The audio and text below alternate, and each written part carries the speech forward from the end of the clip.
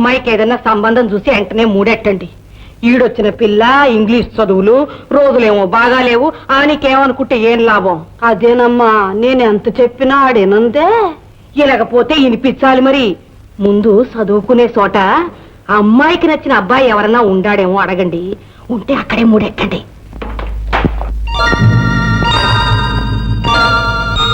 ఎవరు? మాధవేనా? ఎంతసేపు ఎక్కడ తిరిగి వచ్చావే? మాట్లాడవేనా నంగరాచి? మీ అమ్మ పోయినప్పుడే నిన్ను కూడా వదిలేసుంటే ఏ పేడా ఉండేది కాదు.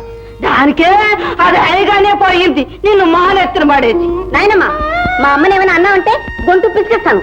తప్పమ్మా, పెద్దాడినట్టు అనకూడదు. పెద్దది తను మాత్రం మా అమ్మని తిట్టచ్చా? పొద్దున్న లేచిన దగ్గర నుంచి రాత్రి నిద్రపోయేదాకా మా అమ్మని ఆడిపోసుకుంటే గానీ తినే జరగదు. నువ్వే చెప్పు రమణమ్మ, ఎప్పుడో చచ్చిపోయినమ్మా అమ్మని రోజు తిడుతుంటే నాకు మాత్రం కష్టంగా ఉండదు. పోనీలేమ్మా, పెద్దది ఏదో అంటుంది.